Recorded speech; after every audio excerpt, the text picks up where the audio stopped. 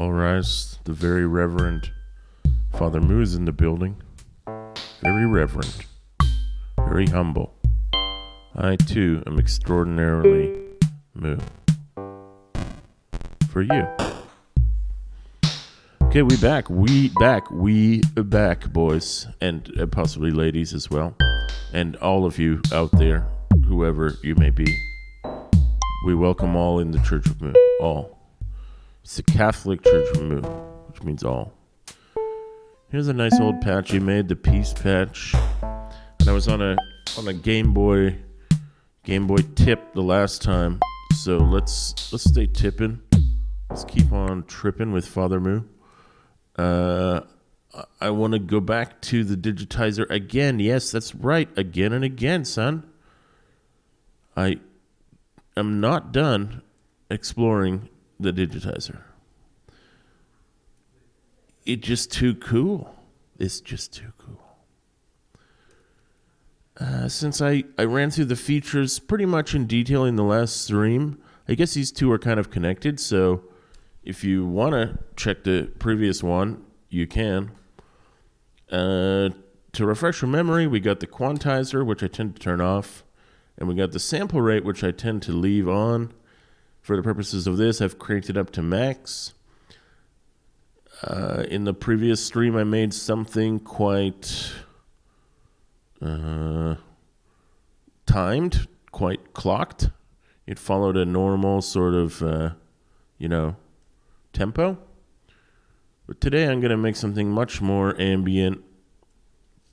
It may have a couple clocks, it may have a couple of tempos. It will probably be semi-melodic.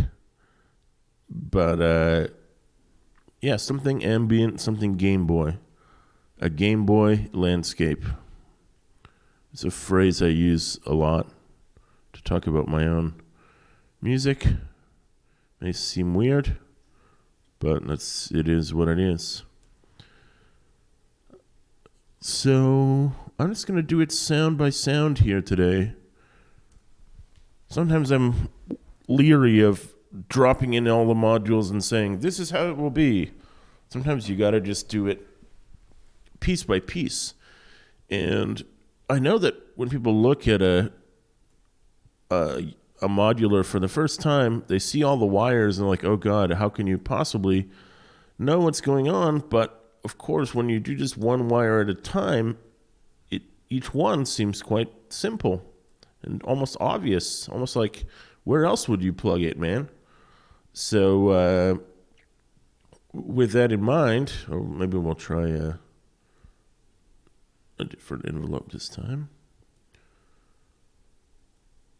With that in mind, I'm going to do just one sound at a time and let it build in its own way. Starting off somewhat like the last time. Last time I also had a square wave oscillator because, as I said, the Game Boy type sounds lend themselves to that. Ooh, let's just change it up. I was about to fall back on the strategy of the last time, and I just had a new idea. Now we've got a super slow tempo of 34 BPM, which I love, ambient. What if we plug that into the clock random generator and then plug that into pulse width? So we will still get changes in pulse width, but they'll be very slow, relatively speaking, slower than almost any setting of pulse width modulation that I would usually use. But that's what trying something different is all about. I'm going to move this digitizer back into this column. Since I don't have room for 6, I guess this is sequencers, oscillators, filters, envelopes, and audio processors that come after envelopes, and then mixing to the output. So there's our first voice. Square wave into a filter into an envelope into the digitizer. Haven't played any notes yet, so we're not getting any notes, which is too bad, because I like notes. I think we're going to we're going to do more generative melody here today. Still not hearing any, that's why. Didn't connect this mixer to the outputs. There it is. That sounds like music, right? Yeah, sure. Whatever. So I want to use the key quantizer. As usual, dial this down to 32 to keep it reasonable. I think I'm going to do this one in C.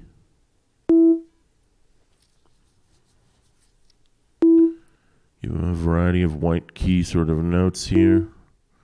I am going to use a control signal mixer, and I'm going to use a crossfader. Where's that in switch?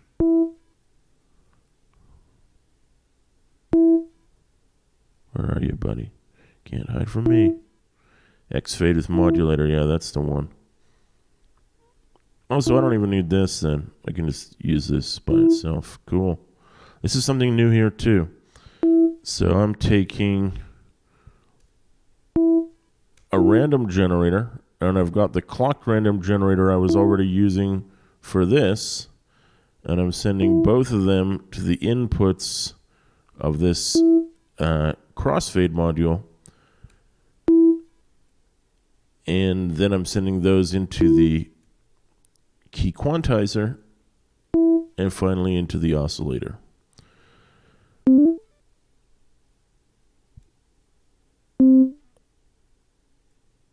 So now, once I set a third, keep it random here because I like random. Just use this to adjust the fade between one and the other. I'm just going to max it out.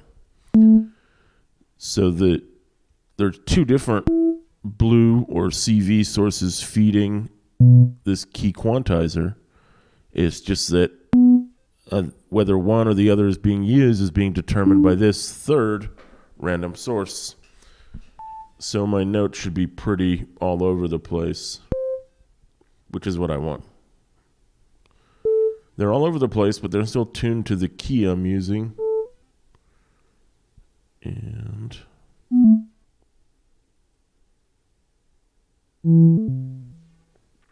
let these notes hang a bit.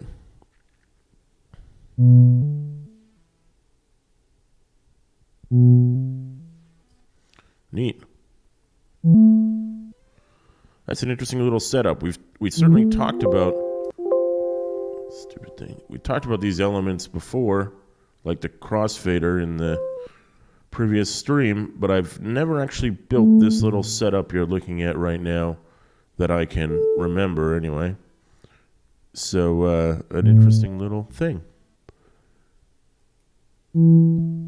So we've got one note playing and it's pretty random. It's harder to make. If I basically have two choices with what kind of CV to feed the sample reducer. If I feed it pure random like this, I get these sort of like bending sounds. Whereas if I feed it random but squared off content, I will get something that's more timed. I guess there is a time and a place to use this one, but I'm inclined to use this one for now. That's just me trusting my ear, by the way. There's no math behind it. And I'm getting some distortions, so I'm sort of reducing the amount and making the default starting point higher. So I'm trying to avoid those super destroyed sounds for this more mellow ambient patch. I already kind of like what it's doing. Oh, there was another sound I was making in the previous stream. So let's go back to the digitizer. Maybe you'll remember this. I had the quantizer off, And I said, oh yeah, I usually have the sample rate up here, but sometimes it sounds cool down there. And we turned it down there and it did sound cool. So let's do one which is whereas this one is quite high. Let's do something which is very, very reduced. So with that in mind, why don't we try a noise oscillator, noise generator. Maybe this digitizer will come earlier in the signal chain this time. So we'll give him an ADSR as well.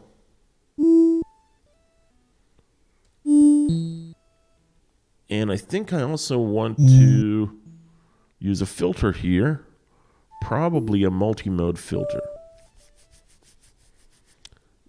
There's no real science to why, or well, I shouldn't say that. There's no rule as to where you have to put the digitizer in the circuit, whether it's before or after the filter. Will it change the sound? Yes. But I'm choosing to put it here, and I'm using the bandpath option. So what I'm trying to get here is something which has drastically reduced the sample rate of the noise, but then that output is still limited by the bandpass filter, so it will only sort of sit in a certain frequency range. Noise, of course, covers every part of the frequency spectrum, and I don't really want to have that kind of extreme low to high response. I want more of a controllable response. So let's trigger him using the same sequencer.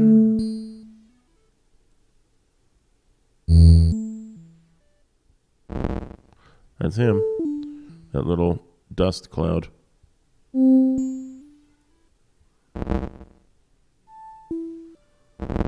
Doesn't sound exciting yet, but let me tweak it a bit.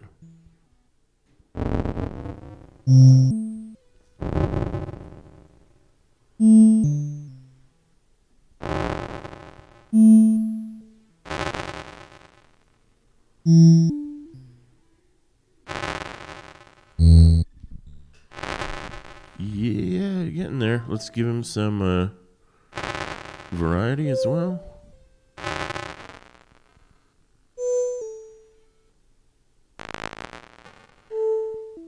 Cool.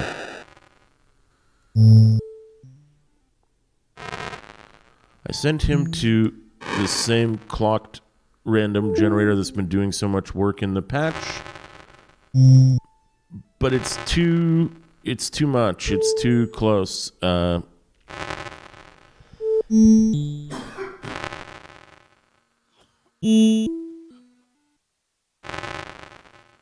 about that. Instead, I'm going to have a unclocked random step generator and send that to the sample rate modifier.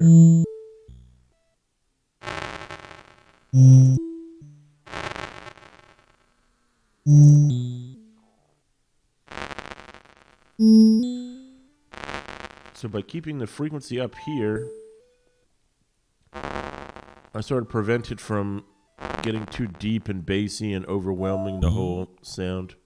I like that random step generator. I'm going to do another one. That's not the right one. Let's just copy this. There we go. I'm going to do another one to adjust the filter frequency.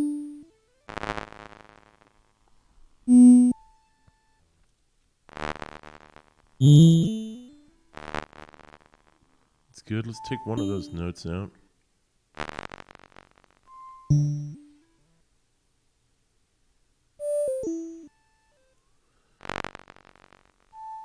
This may not sound amazing to all my diehard fans out there, but I think it's kind of cool.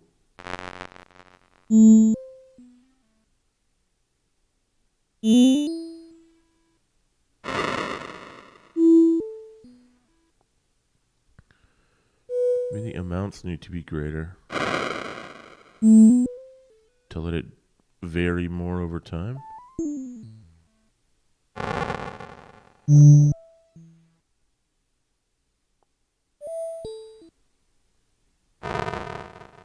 Sounds like a lid of a garbage can. I don't know why I think that, but it does. And I think I'm going to add one more little guy in here. Oh, I often feel like the friggin' Bob Ross of the synth world when I'm talking about little duders, but that's what I'm doing here. I'm going to copy parts of this idea.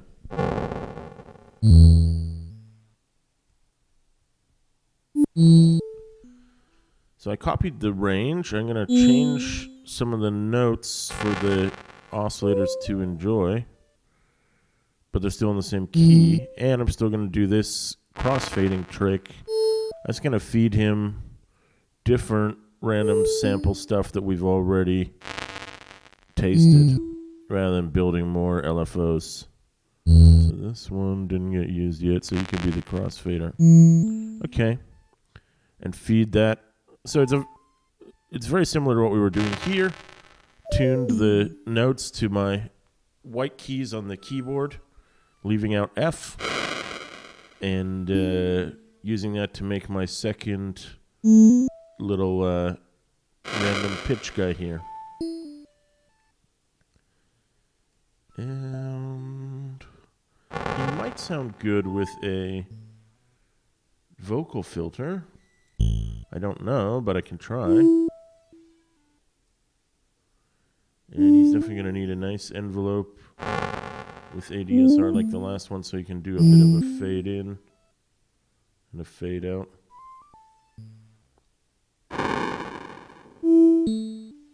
Let's make him even slower than the other guy. And how are we going to trigger this guy? That's a good question. Let's just let's use some weird logic.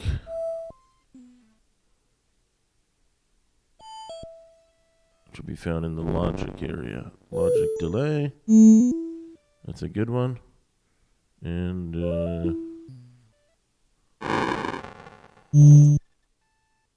logic processor. Sure, why not?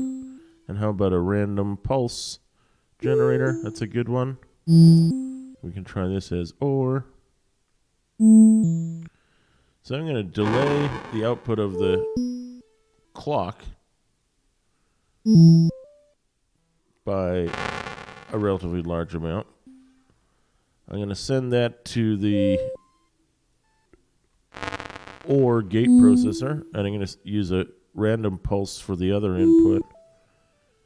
And so whenever the result is a gate, it should trigger that gate. So you can watch that green light to see if it lights it up. Or we should be able to hear it in a second. Oh, I think it just lit up. Yeah, there he goes. So he'll be playing something which really is not in time with anything. Interesting start.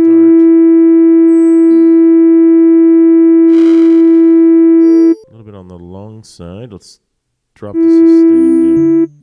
He's playing those long notes, so if I drop the sustain, he will sustain quite quietly, which hopefully will be less overwhelming.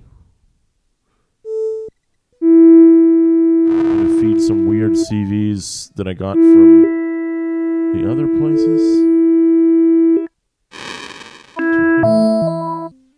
Whoa, cool. Oh, I forgot to turn this pitch knob up. There we go.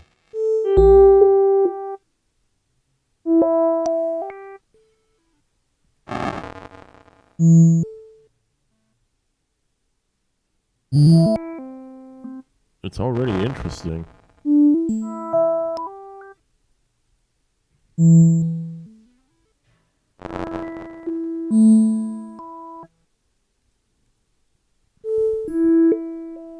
Yeah.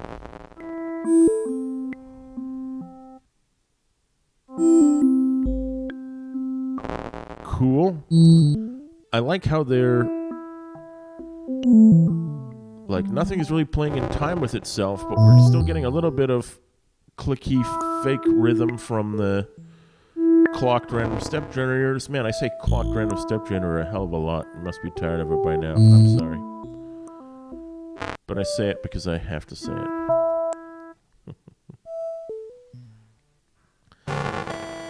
let's plug in the digitizer at the end of the chain here. And feed him some more randomness.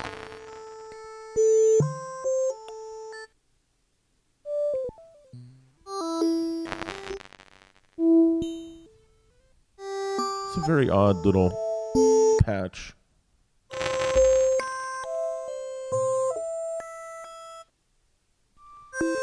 Kind of like it. Maybe we try reducing the actual bits here.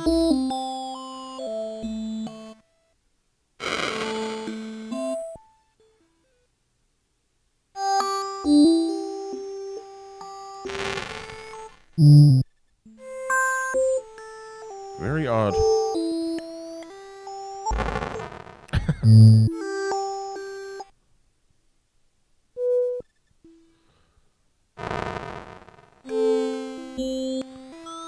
So yeah, you can decide for yourself whether you find this musically enjoyable. I personally do. I like it. And I also know there's no way in hell I could have made something like this in a standard 4 on the floor DAW default like Rebirth or Reason. Well, I haven't really tried a recent version of Reason, but in the old versions I used, they just didn't have the randomness that is evident, especially in these areas here.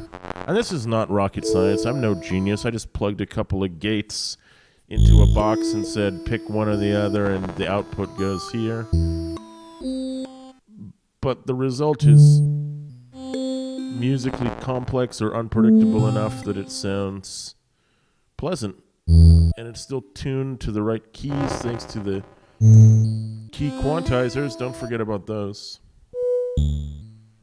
And we still hit only about 60%. We could throw in phasers or other audio processors here. Well, my goal was to do stuff with the digitizer. And notice that all 3 of the voices here have a digitizer in them. This one has one at the end. This one has one in the middle, but it's doing a very important job. And this one also has one at the end. The end is a perfectly good place to put it. The only reason this one is here is so that we can filter the sound afterwards so the noise doesn't overwhelm our whole operation here. So yeah, another thing we could have done is map some knobs. It's been a while since we mapped some knobs in a stream, but I'm still getting a lot of variation here. I still think this is very usable.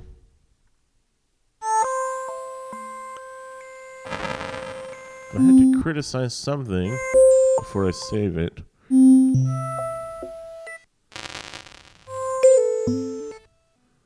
Seems to be doing the up-down motion that I was railing against in scales before, even with my crossfading. Why is that? Do I need to invert the signals more? I'll have to save that for another day. Anyway.